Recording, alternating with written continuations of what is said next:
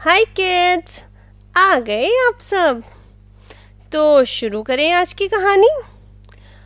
आज की कहानी बच्चों बड़ी ही सुरीली है। अब आप सोच रहे होंगे दीदी कहानी सुरीली कैसे हो सकती है।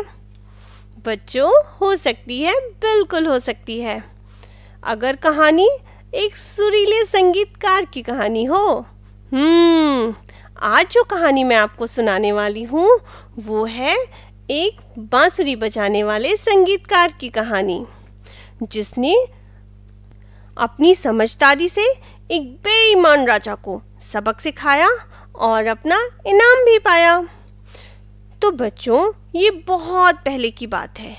एक बहुत बड़ा राज्य हुआ करता था, उसका नाम था रौनकपुर, और उस राज्य के राजा का नाम था सूर्य प्रताप सिंह। रौनकपुर में चूहों का बड़ा आतंक था। राजा प्रजा सभी इस परेशानी से बहुत परेशान थे और इससे छुटकारा पाना चाहते थे। इसके लिए उन्होंने कई प्रयास किए, पर उनका हर प्रयास असफल हो जाता था। रौनकपुर में जहाँ देखो बस वहाँ चूहे ही चूहे नजर आते थे। उनसे कुछ भी सुरक्षित नहीं था रौनकपुर में। अंत में एक दिन राजा सूर्य प्रताप सिंह के दरबार में एक बांसुरी वादक आया। उसका नाम था श्याम। उसने राजा से बोला, महाराज, आप कहें तो मैं चूहों की समस्या से रौनकपुर के लोगों को हमेशा के लिए छुटकारा दिला सकता हूँ। अंधे को क्या चाहिए? 2 आंखें, बस क्या था। उसकी बात सुनकर राजा बहुत खुश हुए और उन्होंने श्याम से कहा, बहुत अच्छा, अगर तुमने अपना वादा पूरा किया तो मैं तुम्हें 500 सोने की मोहरें दूंगा। राजा की आज्ञा लेकर उस बांसुरी वादक ने बांसुरी पर एक धुन बजानी शुरू की।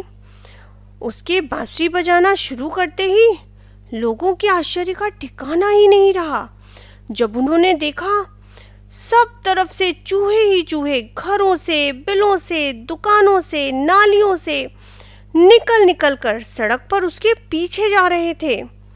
इस तरह उस धुन की मदद से रौनकपुर के सारे चूहे निकलकर सड़क पर उस बांसुरी वादक के पीछे पीछे चलने लगे।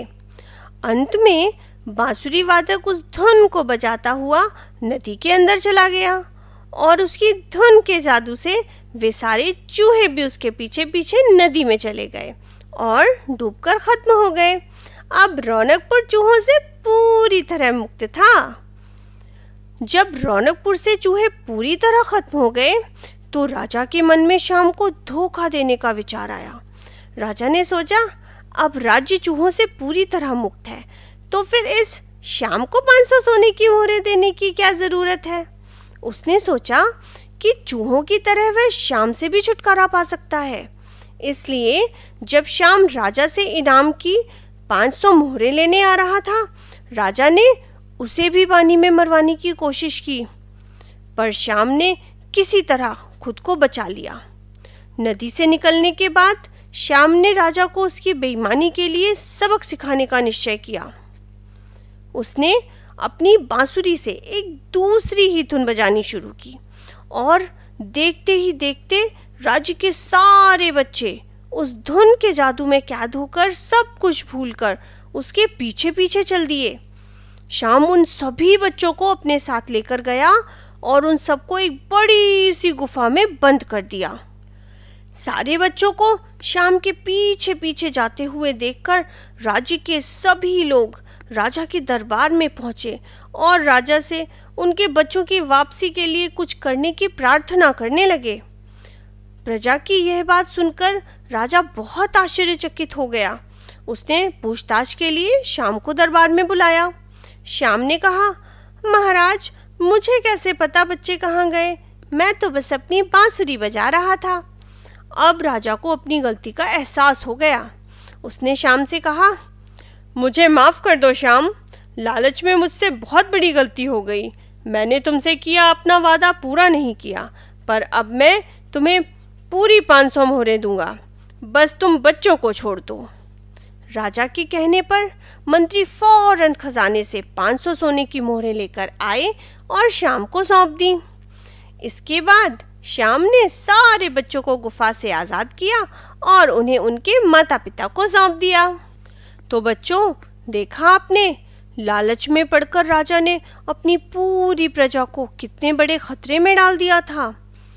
तो आप लोग इस कहानी से क्या समझे? यही ना कि हमें कभी भी लालच नहीं करना चाहिए, हमें कभी भी ग्रीडी नहीं होना चाहिए, और जो भी वादा या प्रॉमिस हम किसी से करते हैं उसको हमें ज़रूर पूरा करना चाहिए। हाँ, अगर आपको लगता है कि कोई प्रॉमिस आपसे पूरा नहीं हो पाएगा या वो करना बहुत मुश्किल है, तो भी पूरी हिम्मत से उसको पूरा करने की कोशिश ज़रूर करनी चाहिए। हो सकता है इस कोशिश में वो काम पूरा हो जाए, और अगर नहीं भी हुआ वो काम पूरा, आप नहीं सफल हुए, तो भी कोई बात नहीं, आपको सेटिस्फैक्शन तो रहेगा कि आपने कम से कम बिना हार माने पूरे दिल से उस काम को करने की एक सच्ची कोशिश की। चलते चलते इस कहानी के बारे में आपको एक ख़ास बात बताती हूँ।